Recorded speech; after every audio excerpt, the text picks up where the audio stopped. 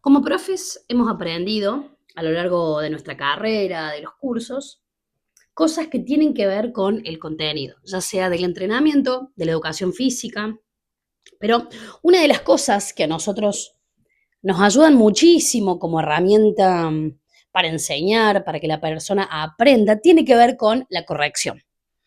Yo creo que la corrección constituye, obviamente, esto desde mi punto de vista, uno de los actos pedagógicos quizás más delicados dentro de lo que es la enseñanza del movimiento, porque se sitúa en la intersección entre lo que es la biología del aprendizaje de la persona, obviamente, la teoría, por un lado, del control motor, la didáctica que tenemos como profesionales y en un último punto, la ética a la hora de acompañar, nosotros acompañar al alumno o al atleta. Quien corrige no va a limitar, a enmendar obviamente un gesto, nosotros tenemos que tratar de intervenir sobre un sistema que a veces creemos que es solo muscular y en realidad es un sistema vivo que está intentando organizarse bajo algunas restricciones.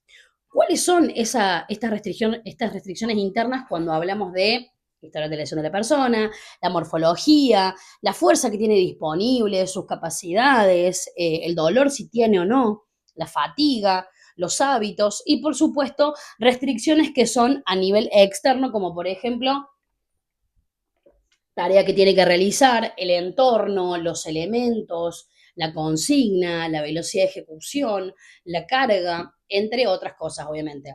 En ese sentido, para mí la corrección es una forma también de prescribir.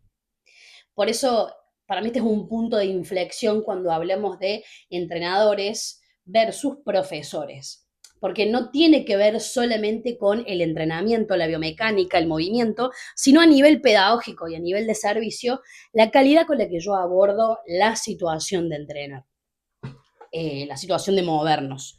Obviamente esto afecta el modo en el que el sujeto distribuye su atención, va a configurar también su sistema corporal, va a anticipar consecuencias, va a tolerar quizás un error o no, va a regular también su esfuerzo y va a construir, gracias a un proceso, una identidad motriz.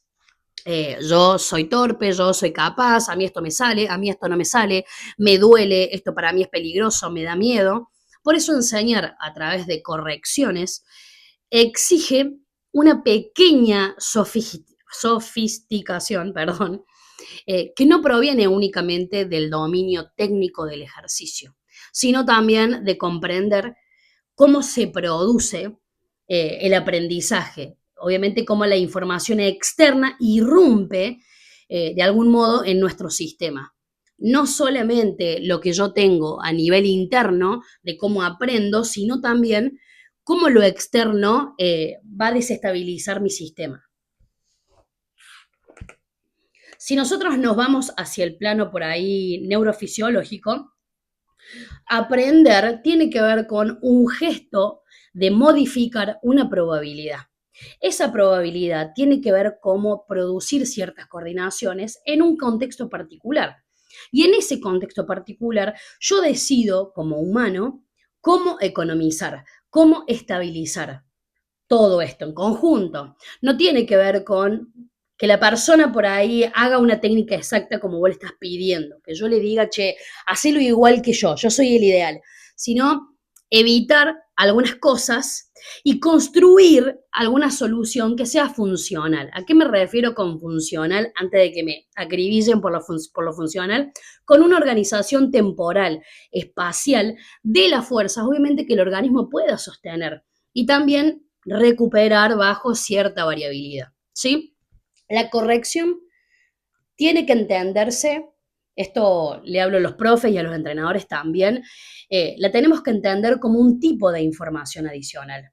Esa información adicional no está sola, compite con la información intrínseca, es decir, lo propioceptivo, lo vestibular, con lo exteroceptivo, con lo visual, que el sujeto obviamente ya está procesando al momento de moverse, de entrenar o al momento que te está escuchando la consigna. Esa competencia, para mí, eh, de ser competente, puede favorecer, obviamente, la emergencia de un patrón que sea más eficaz o, por el contrario, bloquearla si el profe, el entrenador, quien está al frente, invade el sistema con datos que excedan la capacidad operativa de nuestros alumnos. Entonces se vuelve crucial que una carga cognitiva, que toda corrección que nosotros hagamos, entenderla que cuesta atención en términos de utilidad y obviamente también memoria de trabajo. Esa memoria de trabajo, incluso en personas que están sanas, ¿sí? Es limitada. Entonces, o en consecuencia, el problema no es solamente qué corregir, sino cuánto corregir, porque ese cuánto tiene que ver con metabolizar al alumno o el alumno sin desorganizarlo en ese contexto. ¿Cuánto feedback puede integrar sin convertir la ejecución en una tarea excesiva o que lo exceda? Bueno, espero que te haya servido para entender de que las correcciones son una de las partes más importantes que tiene la prescripción al entrenamiento. No solamente a personas sanas, sino a personas que vengan con una discopatía, con una patología, etc. Espero que te haya gustado el video y si te encantó, déjame acá tu like, suscríbete y de paso, tírame ahí un comentario. Nos vemos.